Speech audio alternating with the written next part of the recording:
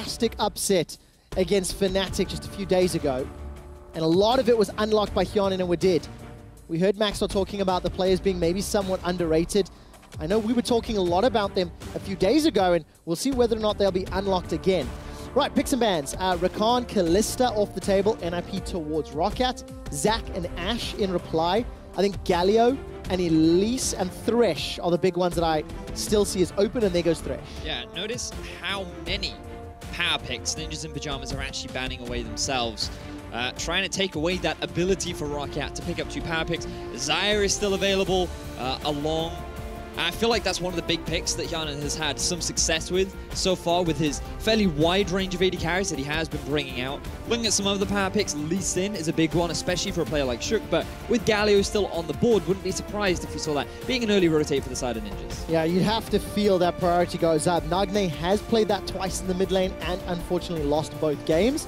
Let's see if NIP can turn that one around. Galio locked in. It's going to be the Varus Lee Sin combination for ROCCAT. So not only do they deny the Lee Sin from Shook, arguably one of his best performing jungle champions, but also it allows Pridestalker to be on a playmaking jungler that can follow up or set up with this Varus in order to make a lot of fights happen. Conventionally, you will see a lot of the answers being that Kha'Zix, and now Ninjas in Pyjamas, I feel like they want to try and get themselves an AD carry on the board with Caitlyn still available. You want to try and lock her in relatively early so that you don't limit that AD carry pool. And as predicted, Vedius, it is locked in. So Caitlyn there for HeaQ. Technically, that Galio can flex. Wow. And surprise blind pick Firoa unless they're anticipating this Galio top. Well, the thing is, conventionally, from Ninjas in Pyjamas, every time they've picked Galio, they have sent it mid. So it's more of an expectation that it would be a Nagne Galio rather than a Prophet Galio, especially when you consider the playstyles. I think this is exciting because Prophet is the kind of player that likes to play carry champion. He's played a lot of Jarvan, he's brought out the Jace in the Rumble as well, and I think that when you go for a Fiora, you're challenging Prophet to that 1v1 duel. And of course, if you look at the stats on the bottom of your screen, Fiora undefeated in the summer split. 6-0. Every time she's played, Wonder is responsible for 3 of those victories. Let's see whether or not Phaxi breaks the streak or continues it. We're into ban phase number 2. Kennen and Jace removed by ROCCAT. Cassio and X, 1 ban still left available. Cassio, something that we have seen actually run into the Galio. Saw that just yesterday. And ROCCAT are going to set themselves up. Blitzcrank taken away from Wadid. Definitely one of the playmakers. You can actually see Wadid smiling and hopping around in his chair there. Yep. Blitzcrank has been rising heavily in priority. So instead we're going, I don't know if it's safe to call it old school at this point, but Zyra has been a staple support in the meta for a very long time. A common answer from teams, especially over in the LCK, has been Tahm Kench. In the laning phase, it really does suck, but once you get past that point, you have that flanking engage power. And what I feel like Ninjas in Pyjamas are lacking right now is some alternative form of damage. So if that is a Galio mid lane, I want to see Prophet come out on something that he can really make a splash on. Like a Rumble. Like a Rumble. That'll do. He can make a splash. He can equalize a red carpet, if you will, of damage, yes. Vedius. And I like this combination. I think NIP have got pretty good team fighting, pretty good scaling, pretty good front. It feels like their comp can do, well, really everything relatively well. The only thing they lack is a reliable, hard engage. While as a team, yes, it is great at fighting. Caitlyn needs a few items to ramp up. Rumble hits a fairly decent 1-item spike, but that's not really going to be enough to be able to win out against this ROCCAT lineup, who are going to try and set up the 1-3-1. And when you look at this game, the big thing that you need to bear in mind is, number 1, you have to keep Phaxi down. You have to try and put a lot of pressure on him, because once that Fiora gets 2 items, there is no answer on the side of the Ninjas in Pyjamas. And the same goes to the mid lane. If you allow this Vladimir to just free farm, he's going to get to a point where, again, Ninjas won't have any answers. They built this composition to fight you. They want the 5v5. So falling behind early could result in disaster. That's potentially problematic for this ROCCAT squad. We talked extensively about Pridestalker's early game lack of impact on his Elise, which is his most played champion. Lee Sin, another early game jungler. It's his first time in 2017 playing that champion. And while Pridestalker made up for some early game weaknesses a few days ago, the Smite Stalker plays at the end of the series against Fnatic allowed them to win. ROCCAT have got some scaling on their side, and my eyes are going to be on Pridestalker, his impact, and how well he can try to control HeaQ, who actually has the favorable matchup. Yep. We heard from Max Law earlier in the day, before the show, that usually Kha'Zix has a lot more early trading power when it goes up against Lee Sin. He can win out a lot of those 2v2s, so the pressure's going to be on both junglers to try and get their teams ahead in the early game. And will it be Pridestalker or will it be HeaQ? The Kingslayers ROCCAT take to the stage to take down Ninjas in Pyjamas. Will this be a 2-0 week for them or not? Remember, well, I said it a whole lot a few days ago. ROCCAT started spring on a 7-game losing streak, and they ended spring on a 6-game winning streak. So at this time, comparison to last split, ROCCAT already have more series wins, Vedius. Yep. Meanwhile, Ninjas in Pyjamas have not won a game yet. They've come very close many a times against some of the top teams in Europe. And expectations were that this was going to be two teams fighting at 0 wins, trying to get themselves onto the board at last. But now that after ROCCAT's surprising victory over Fnatic, pressure's on NIP right now, because if they are yet to get themselves a series win, it's just going to strengthen the gap between them and the rest of the teams in Group A. You know, I'm really glad you mentioned that surprising win. Cool. Vedius. Because I have been thinking about this matchup and wondering who the favorite should be. Yeah? Because you know of our 4 series that have happened this week, 3 of them have resulted in a shock result. Okay. Right? 3 of them, the underdog was victorious, which means 75% of our games this week, the unexpected team won. And in this series, because ROCCAT beat Fnatic, they're the team that's expected to win. So in summary, there's a 75% chance that NIP takes down ROCCAT today. Ah, fascinating. Fascinating statistic there, QuickShot. Now, I've been doing some digging of my own, and I found out that 1 in 2 casters love to make up stats that sound like bollocks. So I feel like we both have trends that we can track in this series. So what that means, by the end of this series, we'll figure out which one of us is the lion. We will. Whether you made that up or I made mine up. I guess we will. And we will go on results-based analysis, young Dane. Our favorite here in the European LCS. Shall we continue talking about the game? What would you like to talk about, QuickShot? I'd like to talk about HeaQ's impact in the early game. Because I just happen to have another stat, which is slightly more relevant and important. 5 out of 6 games this split, HeaQ has helped secure first blood for his team. Now, you can look at that in 2 different ways, right? Because you can look at it in the sense of, HeaQ is really good at being able to set up early game plays, get NIP ahead. Like, he's the big facilitator for making stuff happen for his team. Or you can look at it in the sense of, the rest of his team have no idea what to do unless HeaQ is around. And whether or not you think that's a good thing or a bad thing, you can debate for a while. But the reality is, HeaQ is the guy that all the action happens around in the early game. That is a good thing in this matchup, because Pridestalker is not the guy where the early game action happens around for the ROCCAT squad. So NIP may have an additional opportunity this game. Wadid took a lot of damage there, stepping on that snap trap, eating what looks like a fried egg, not a cupcake on the skin. And that means he loses a bunch of his HP. This Zyra Varus starting to shove the lane in. And something else I'm noticing, double TPs on both sides. So these mid to late game fights and lane pushes are going to get very, very juicy. And I think it's really important to talk about that, right? Because these mid to late game fights, who will they go in favor of? Because when you think about the 2-3 item spike, you'd want to give it over to NIP, largely because you have a Rumble, you have a Kha'Zix, you have a Caitlyn. All of them scale exceptionally well, and they are so good in these 4v4, 5v5 scenarios, especially when you have the support of a Galio and the peeling of a Tahm Kench. But in the 1v1, in a 2v2, in the skirmish sense of things, ROCCAT are the team who would be able to win out if they're on those 2-3 item points. So you can see that both these teams are aiming for very different things. The risk you have is how you get to that point, because if NIP are able to force all these fights, they're the ones setting up vision control around the Baron, they're the ones setting up for the Dragon plays, then it's always ROCCAT that have to respond. So ROCCAT, it's very important for them to get an early lead so that they can make things happen and start splitting NIP up and drawing pressure all across the map. What I like about the different styles, though, is teams need to be proactive in making their style work. Or they need to punish their opponents while they're attempting to set that up. So different ways to get an advantage, and the observers highlighted the vision superiority that NIP have. That's why HeaQ is standing in a bush. He's about to taste Pridestalker's fear. Isolation bonus may be available as well. Look at the minimap. Mid laners are making their way up. HeaQ, a lot of damage onto Pridestalker and forces him to ward hop to safety. And bear in mind the patience that HeaQ demonstrated there. He has to be careful though, because the collapse is coming. All right, Justice Punch lands on Betsy's face. Sanguine Pool and Tides of Blood are comboed. Betsy's able to flash away to safety, but HeaQ plus Nagne making that work. We jump to the top lane, and Prophet is overheating. Phaxi's able to zone him away. Remember, Firoa in the EU LCS 6-0 undefeated.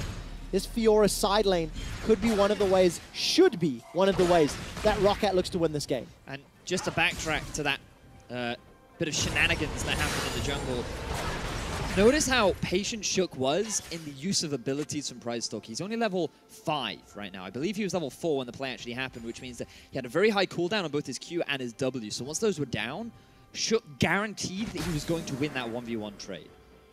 Then he just knew that with Nagne pushing in mid, he'd have the support of his mid laner too. And he wanted to try and get a summoner spell out. The intention was not to kill. It was to deny experience while also getting an experience lead by stealing away the camps. The difference was they did not respect that Betsy was going to come round and interfere. So Pridestalker still got the experience that he should have lost, but Betsy ends up losing a flash as a result. So now, what you'd want to see from NIP is to gank this middle lane. Start attacking one of these solo laners that ROCCAT wants to get ahead. It's so difficult into a Vladimir. That Sanguine Pool's going to buy so much time if Betsy can use it appropriately. But Nagne, HeaQ, they can combo up very well. Let's see if they can punish his flashless state. Every time we look at the jungle, Pridestalker or HeaQ are currently being spotted out. Pridestalker moved into NIP's jungle. He poppity pinged the Scryer's Bloom. You did not just say that. It revealed HeaQ, who pinged it out. Then, while HeaQ was on the Raptors, the ward that Pridestalker placed allowed him to poppity ping HeaQ and reveal him on the Raptor camp. I'm very disappointed. Why is that, Vedius? For those that don't know, the word poppity ping, some believe, means microwave in Welsh. That is in fact incorrect. That is not... Poppity ping is not a word, but the English love to use it to mock my pride nation. Proud nation. Your pride nation. You see, this is why we make fun of it, okay? Once the Welsh learn to speak English correctly, then we shall continue to communicate. We have Welsh. Listen, love, you need to calm down, all right? We're off to a good start, as both teams are even going into the first 7.5 minutes. For anyone that heard my little 75% rant earlier, I have got disappointed updates from our stats team. Oh no. Saying that I have offended their profession. We do get live updates from our production team and our stats team frequently, and they did not appreciate our little banter.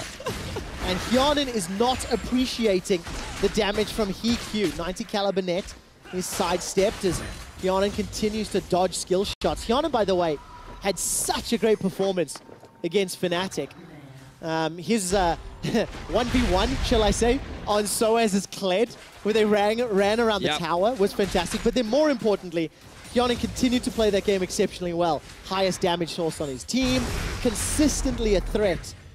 Despite the state, no matter how much gold ahead or behind he was, Hjarnan was always somebody you had to keep your eyes on. And I feel like, as a broadcast, I love how much we've highlighted how strong Hjarnan has been in terms of the team, because ROCCAT, like, sure, during the early weeks, they did not have the best of splits, but it was always this bottom lane of ROCCAT who were always looking at being like, these are the shining stars. These could be the duo that turn things in favor of ROCCAT and can help them make their way up into the standings. And especially like in their final games, like Hjarnan was playing out of his mind, keeping his team alive. Yeah, and you look at the bans from this game already.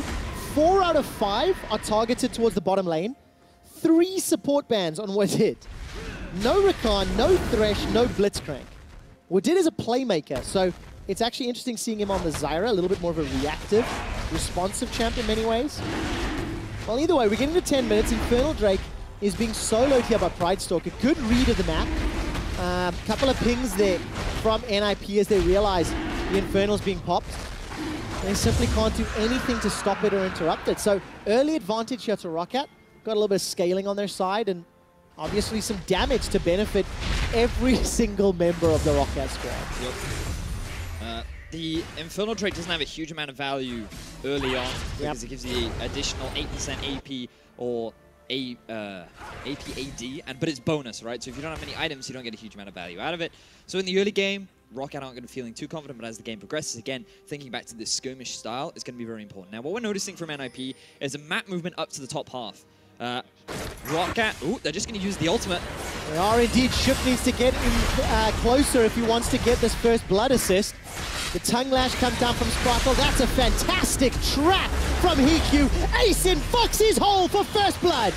And time again, Shook is involved in these first bloods. He does it once more. 6 out of his 7 games. He has been the reason as to why NIP have made this play, but it isn't just him. We have to emphasize Profit with the push. This has been coming for a while now. The movement from HeaQ and Sprattel to the top side of the map, using the Tahm Kench ultimate to make that quick rotation. Everything came together for NIP, and they're doing exactly what they needed to, shutting down, getting ahead over these split pushes, these solo laners that want to rely on an early lead, or at the very least going even until the 20-minute mark. All right, first blood, first tower blood, and the Rift Herald secured by NIP momentarily. ROCCAT, they're not done yet. They're at least chunking down this inner turret in the bottom lane. And HeaQ and Profit are able to respond. So there's the Herald dying. Take stock of the situation. It's NIP with the first macro play in terms of that lane swap, tower dive, and tower. So it nets them a gold lead. It nets them a little bit of an advantage on the map, Vedius. And bear in mind, I didn't exactly see what happened in the middle lane, but what I did see was Betsy's teleport got cancelled. Now, I'm not entirely sure if it was Nagne interrupting it or whether or not it was just Betsy cancelling his TP to the top side. But the reality was Betsy did not go top. And if he had, that could have dissuaded the dive from NIP, but he doesn't join the fray. He doesn't provide support for Phaxi. Phaxi ends up dropping, and that enables NIP to get first blood, first tower blood, and the Rift Herald. And you have to realize that the reason why that's extremely important is even though NIP lost this turn in the bottom lane, they can, should they use it correctly, guarantee a return tower thanks to the objective that they picked up. You mentioned losing that tower in the bottom lane. ROCCAT used that tower going down to set up vision, which is now spotted in IP. So there's information for ROCCAT to work with. More importantly, information for Pridestalker to work with. Again, an early game where Pridestalker doesn't necessarily have a large impact. Shook, another early game where he does. If we look at the two of them side by side, you know, kill participation at 15 minutes. Early game, it is literally night and day.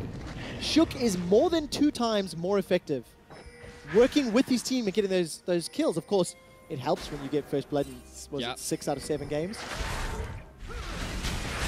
That's just early game is Pridestalker's weakness. Exactly that. Like, we've criticized him a lot for it, while sure he's earned the name Smite Stalker after his fantastic steals in the series versus Fnatic. Did he just win that Smite as well? He did. There you go.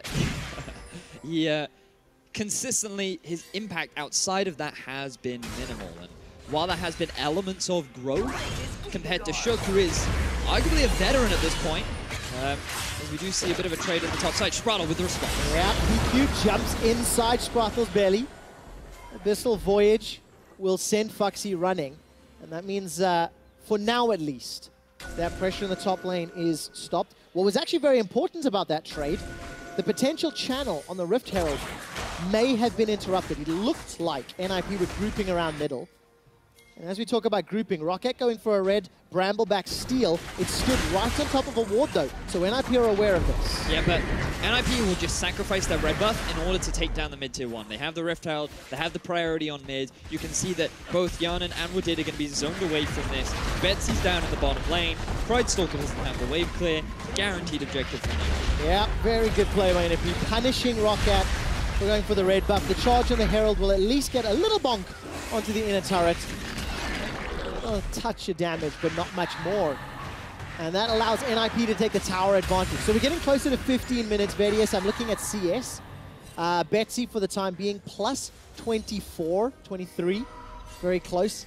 Around plus 20 for Hjarnan. So the bottom half of the map is farming, which is keeping this gold value closer after ROCCAT gave it the kill and that tower first blood bonus. Yes, and thinking in terms of the state of the game, ROCCAT is still fine, right? Their solo laners aren't so far behind that they're a real risk of being able to lose skirmishes. Betsy, he has picked up the Proto Belt, likely working towards, I believe, a Banshee's Veil next. And while typically Betsy is not ahead in terms of his individual lane, when you're going up against the Galio, it becomes a little bit easier. And the thing about Betsy is while he hasn't been lane dominant, his impact becomes later on into the team fights when he has that opportunity to scale. Traditional Betsy was the same in spring. It was similar last year. Also, that stat includes this game. It was 2 and 9, now 3 and 10, thanks to that Vladimir. Stats team whispering sweet nothings in my ear, Vedius. I notice they speak to you a lot. I know. Not me very often. I know. It is a respect thing. They hear that... Is it respect? They do. Or is it, Trevor, stop lying about our stats? No, they hear 1 in 2 shoutcasters make up stats on the spot. I see. And they try to get away from that, you know? They can't trust these youngins, Vedius. Oh, I think we're chasing this story a little too much, actually. Youngins. I do apologize to all the viewers out there.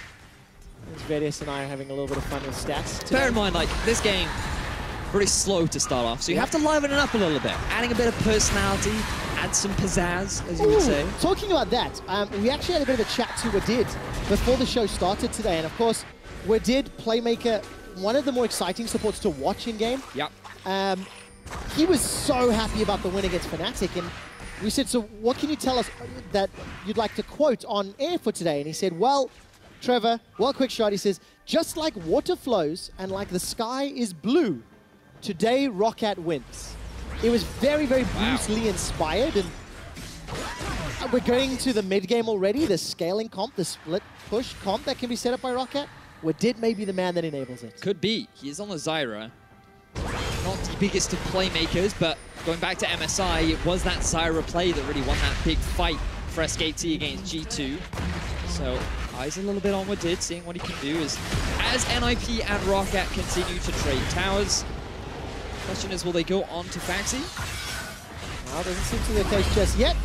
Shook and Profit trading some tower damage, trading a tower kill. And the tower defense game continues. 3 killed for NIP, 2 killed for ROCCAT, piercing arrow. Straight between the uprights, HeaQ and Sprattel, not tagged. I'm not seeing any huge surprises in the itemization at this stage. Close to 20 minutes, HeaQ, the option to finish off that static shiv or elsewhere. Looking at Phaxi, the rapid fire cannon, sorry, is the name that just escaped me. Right, Smitestalker, where is he? Gonna make his way in, not early enough. Grand challenge issued. And just one little auto into the blast cone. What Phaxi was trying to do there was he was expecting Shook to hit the blast cone to knock him over. The riposte would have acted as a form of CC, and therefore Phaxi would have been able to stun Shook and perhaps get the kill. He realized Shook wasn't taking the bait, so he said, you know what, I'm out, I'm overextended here, I'm done. Anyway, was that Sprattel being tagged while his grey health was popped and it didn't interrupt the recall? That's what it looks like to me. Either way. That's his, the passive from his Targons. There we go. That thing. Sorted him out. Didn't really matter a huge amount. The tower wasn't under pressure. And Vedius, this has to be good for ROCCAT. They've got scaling champions. They've got a Firoa that just, at like 35 minutes, can just win. That's just kind of like a Firoa thing. Yes. The thing about split pushing champions is you kind of want them to be ahead, but in this particular setup, you're fine if they're not ahead because you're against a tank in mid lane and a Rumble who's going to be building full damage, who will just naturally get outscaled against the Fiora. If you're an IP, you have to try and make stuff happen, which is why this is a great run from Sprattel if they get this kill. It is indeed 4 members chasing Phaxi. It's just a matter of time, and he gets burned alive. Hashtag profit, kill number 2 for NIP. And this is exactly what you need to be doing, because ROCCAT are still trying to buy time. They're still trying to turn into this 1-3-1 comp that NIP have no answers to. And so the responsibilities on NIP, once they hit these spikes, to try and make stuff happen around the map. Their first goal was, let's not give an early snowball lead to Phaxi or Betsy, and let's try and make more fights happen around the map. All right, ROCCAT's trying to start a fight. Chain of corruption slowly spreading. Nagne gets caught up in front. That's a good flash taunt. And all of a sudden, NIP, they're looking for Wadid. He's able to walk away. Summoner spells blown left and right. Betsy takes down Nagne, the first kill for ROCCAT. Sprattel's grey health is keeping him alive as the teleport from Profit allows him to roast Pridestalker. Look at the lunges coming out from Phaxi. Grand challenge is completed, and he gets a kill. ROCCAT with the second. Shook waiting attempting to leap over the wall, but it's a flash from Betsy onto Shook. Sanguine Pool goes down, he's not able to pick up the kill, and Betsy escapes with his life. So NIP get baited into the fight by ROCCAT, and because they have the numbers advantage faster, it is them that end up coming out ahead in the fray. They should be able to take up this tower as well. Profit is too low to defend. So overall map advantage going in the favor of ROCCAT. And NIP, they have to be careful.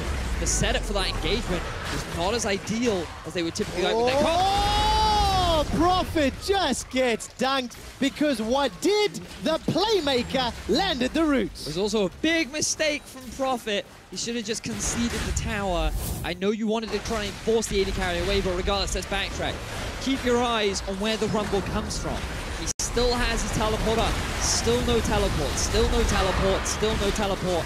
And ROCCAT at this point, they're in a 5v4, but they can just focus down this mid laner because he's only built magic resistance. Against a Lee Sin and a Varus, that's not going to be enough to stop him. You then have Phaxi coming in from the flank, and Profit, he doesn't have the tools to stick to the backline. So ROCCAT can just split the members of NIP up, and that's where they excel. These small skirmishes, the 2v2s, the 3v3s, where they don't actually have to fight the full-blown 5v5, and it really helps when you interrupt the Galio ultimate to mitigate that damage reduction that he provides. Yep, take him down. Profit did not even use his teleport. He walked all the way from the bottom lane. It means it is available if a future fight breaks out. Hjarnan with his Blade of the Rune King Hurricane doesn't even care. Good damage down onto HeaQ. Pridestalker's looking for a target. Actually gets the heroic entrance, so that's a cooldown blown. Nagne, by the way, he cancelled his teleport a few minutes ago to the mid lane tower. It has been long enough for that to become available very shortly. And NIP, this is a little bit worrying. If in the mid game they're already losing a team fight, they've got to be very, very careful, because this is where, theoretically, their team should do well. Stranglethorns comes down, and Wadid saves his own life, in fact. And that was at cost of the equalizer from Profits. The thing is, NIP arguably shouldn't have lost that fight. It was simply the way in which they played it. Profit not using his TP soon enough, the fact that Nagne didn't ulti until very late into the fight, which made it extremely easy for ROCCAT to interrupt. There were just so many little things that could have made that fight better for NIP, and instead they just handed it to a silver platter for ROCCAT, where at that point in the game, sure, they hadn't hit a lot of their item spikes, but now they're going to be reaching them. Vladimir with both the Banshees and the Proto Belt finished up. Firoa working towards what will likely be the Ravenous Hydra, based on the Vampiric Scepter that she's picked up. This is risky, very risky. No vision from the side of NIP, but I feel like your intuition would suggest something's happening, especially with this ward just outside the pit. Baron is going down fairly slowly. Phaxi is not with the team yet. There we go. 5 members inside the pit. Teleport's being channeled by NIP. Here comes the heroic entrance as a root down. Massive knockup onto ROCCAT. The Baron is helping out with NIP. It's Pridestalker, Smite Stalker that secures the buff as the fight ensues. Nagne's taken down. ROCCAT are wiping the ninjas. Sprattel is running for his life, and Pridestalker is just waiting for the autos. Hops across the wall. NIP are aced. ROCCAT keep all 5 members alive, get the Baron, and get an ace to shore up a fantastic early game. Beautiful play from ROCCAT, 4,500 gold in the lead. They are looking poised and ready to take the first game over NIP. And man, what a fight from ROCCAT. What was NIP thinking of Vedius? I mean, you'd think that in a 5v5 scenario, this is the optimal setup for NIP to get the kill. But HeaQ, he hasn't hit the spikes really to enable him to do the damage. And keep your eyes on exactly what Betsy's doing. Zoning so many members. HeaQ, he's not really hitting anyone in the fray. This heal comes in the middle of the fight as well to just allow ROCCAT to feel even healthier in the entire exchange. And I feel like with the amount of tools that ROCCAT had to keep NIP out of the pit, it was just too difficult for them to really win the fight. I was trying to count how many auto attacks HeaQ got off. It was about 5 before he was jumped on. The build-up, full channel on Ace on the whole, using the Q in and out. I mean, 500 damage on a Caitlyn. It's just not going to win you fights at this stage of the game. This graph is just it explains perfectly, right? Like, I'm lost for words as to how perfect that fight was for ROCCAT, because NIP just don't do any damage. They need like the 2-3 items on the Caitlyn before they're really able to force a fight. And they wanted to be proactive in the sense of trying to punish these side lanes, trying to shut down Phaxi and Betsy. They were doing a good job of it by utilizing Sprattel, roaming him around the map. But just look at the level difference between Hjarnan and HeaQ. What is it, Vedius? It's like 14 to 11 this early into the game is just insurmountable. Just the base stats alone are more than enough to be able to out-trade HeaQ. It's just, it's insane. And then you've got double Infernal Dragon and Baron at 25 minutes. ROCCAT definitely showing up here in week 3 of the European LCS. They picked up their first win against Fnatic and they're setting themselves up for a game victory today if they can close this one out. Tower in the bottom lane falls, pressure in the mid lane, pressure in the top. This is a split push team's dream to have Baron this early on and then Infernals if they need any more late game insurance. Yep. It's certainly a tough one for NIP to really come back into this. We have seen them do it before. Bear in mind that now they will have farm constantly being pushed into them, so that at least they have some kind of an influx in gold. And the enemy team, perhaps they're in a position where you can try and force a fight, so... I love that. The minion waves being pushed into them. It's one of my favorite narratives. Normally I'm the guy to say it, because it's such an optimistic way of looking at it, right? That's how I like to look at it, being like, hey guys, we get free gold for the next like 4 minutes. Let's farm up. Let's farm up. Down 6,000. But every little step counts, right? Yep. Phaxi, where is the support here from NIP as Prophet has jumped on? Grand challenge not going to be completed. But look, 3 members get sent top. ROCCAT just push mid, right? Like, this is the obnoxious thing about the 1-3-1 comp. Everyone's talking about how OP Zach is. Everyone talking about how OP Galio is. The true OP Firoa. 6-0 Vedius. I mean, I've thought for a... Of course you have. No. I, along with the other analysts on our team, have thought that Firoa was a fairly strong pick, and she has been fairly consistently banned by a lot of teams, fairly often throughout the regular season. And it's just because of how well she does into a lot of tanks, and how well she scales, right? Her laning phase isn't even that bad either. I wouldn't say that she's blind pickable, because it's super easy to camper, like Renekton and Lee Sin can do a really good job of shutting it down. So I think that there are risks associated with her, and I thought that it was risky for Phaxi to blind pick her. But they made it work. Yeah, and of course you can see on your screen right now, Grabs and Freddy, former top laner, former Worlds contestant at one stage, one of Europe's best top laners. We're talking about the Firoa, banned 19 games. 19. This split. So there you are. Pros agree with the analyst team here in Europe. Nicely done, nicely done. Results-based analysis is always fantastic. The threat alone. ROCCAT just have to close this one out. At this stage with another Infernal coming up in 2 minutes, with Baron coming up in about 3 minutes. You just have to feel that 1 or 2 of those objectives, and then ROCCAT will look to close the game out. And NIP, they're now hoping for a misposition or a way of punishing ROCCAT. Because ROCCAT just have to play the map. They're hoping that a keyboard explodes. I mean, well, Shook has done that to people in the past because he stole multiple Barons, right? That's true, that's true. But so is Pridestalker. So what happens when you have 2 smite-stealing legends who always steal Barons? That is the question. When an immovable object is hit by an unstoppable force, what happens? Betsy's Banshee's Veil is popped. Shook gonna get the support of Nagne as the heroic entrance comes down. Stranglethorns knocks up NIP. Wadid is on a killing spree because of course he is. Just like water flows and the sky is blue, Wadid called it. That ROCCAT will win. Pridestalker runs down Prophet. The challenge is completed and Nagne's dropped. NIP's duo running for the hills. ROCCAT are just too strong at this point for NIP to answer. They tried to go for the fight, but the difference in power is just too much as ROCCAT take their first inhibitor of the game. Oh, not even a worry. 11 kills to 3. Even Stevens early game and just a few team fights, a few decisions started the snowball. ROCCAT have taken their second inhibitor, and because the waves were set up earlier, this is just beautiful. Every single objective without a Baron, without an Elder. It's not even 30 minutes yet. Very clean play overall from ROCCAT.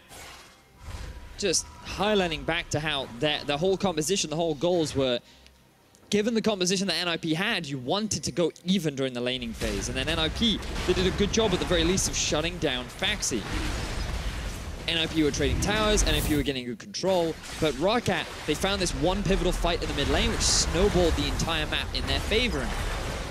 You can see in this fight, again, like, it's so difficult for NIP without that hard engage to properly get onto the backline of ROCCAT and pose a real threat. You have Prophet by himself coming into the fray, doing what he can, but now NIP, they're going for a last-ditch Baron attempt. Oh, but Betsy's already caught everyone, jumps in at the Hemo Plague. Him and Hjarnan get the first kill. Sprattel's down, Nagne falls thereafter, and ROCCAT are just plucking NIP apart. Phaxi's gonna look to run down HeaQ, or actually just says, screw that, the Nexus is the target. They've taken all 3 inhibitors down. ROCCAT looking poised to continue NIP's lose streak. That was a great sentence, Vedius. HeaQ's taken down, and as ROCCAT look to continue NIP's lose streak, they need to do it by knocking over the Nexus turrets. The first one falls. There is no resistance. There is no stopping ROCCAT. And this is just such a great game. ROCCAT pull apart ninjas in pajamas. It's the sound of golf claps. Oh, come on, guys. Oh, they're not done yet. Gonna go for a dive underneath the tower. The Nexus pops and ROCCAT take game number 1. I mean, look, that was clean. Yep. Very, very clean. I was optimistic for NIP early on. I thought that there was some good stuff coming out from them. The fact that they made that map movement to the top tower, took it early. They wanted to try and open up the map a little bit more so they can utilize this Tahm Kench. Just keep shutting down these side laners. We saw Phaxi, he ended up dying twice that game because of proactive plays coming out from NIP. But then when it came to this mid-game fight, they were just kind of hamstrung. Their Caitlyn wasn't strong enough. She is a little bit more reliant on having more items underneath her belt. Nagne just couldn't really utilize the ultimate. There were a lot of things that went wrong for NIP. They couldn't quite get the 5v5 that they wanted. And, it just felt like some miscommunication in the team at times. Some of those calls to go in, which maybe is not, odd, right? Maybe not reading the map properly, maybe not reading their teammates properly. Yeah, like, and that's a little odd considering how good they were as a team when it came to setting a vision and making a lot of those early proactive plays. Yeah, I quite like the vision this game. We will talk about that more in game number 2. ROCCAT kept the pressure on their opponents, and NIP, they pulled out the win. That's ROCCAT, of course, for more. Let's see what the analysts have to say. Thank you very much, QuickShot. Of course, interesting game 1 coming out in the end. ROCCAT dominating from that mid-game point on. I want to take a chance now to look at the pick ban phase to see exactly how this one unfolded, because to me, when I look at these two compositions, I see a Vladimir, I see a Firoa, and that tells me if you want to win, you're going to need to do it early because you are going to get outscaled. Oh, yeah. I'm going to rant here. I'm sorry I didn't set this up with you. NIP's composition screams of people or somebody that has watched LCK and they go, okay, Galio, great pick. Caitlyn, great pick. Tahm Kench, great pick. Kha'Zix, great pick. Rumble, amazing pick. You don't think about it when you're putting it together. You've got a Caitlyn in a lane that's going to get pushed in, that won't have damage early, with the Galio mid who won't have damage early, and a Rumble who you need to then visit and camp and get ahead and make sure that you have damage throughout the beginning of the game, and then you don't go and do it early enough in the game. And we were talking about this. Shook, they set up Vision topside and just couldn't really push it too early on. So it just screams of the same thing NIP have had the last couple of weeks, which is like great champion picks, but ultimately a draft that just fails in a lot of areas. Well, it's interesting to me because I feel like a lot of that damage can come from the Kha'Zix and the Rumble in the early game. Max, what was your impression if we're talking specifically about NIP? How did you feel about this composition overall? Do you kind of share Stress's feelings here that it's low damage or potentially like a flawed draft? What is your thoughts on it? Well, I for sure agree that they should have done something early game if they wanted to win against Vladimir and Firoa. But as you saw in this game, this Vladimir was same CS, the Firoa was same CS, and they even though that NIP had winning top, winning mid, and winning jungle, they didn't abuse it as much. They should have probably gone in and contested the second red buff of Lee Sin and contested more Wraiths and everything and just deny Lee Sin as much as possible, force him to the other side of the map, which was kind of already happening since the map was split, which I think is more favorable to ROCCAT since, you know, NIP need to snowball. And they didn't do this. Shook just one time went invaded and warded the topside jungle after Lee Sin had already taken it. So it was just a complete waste of time, and the laners were not doing anything with their lead, and then it just got to mid-game and yeah, it was pretty over.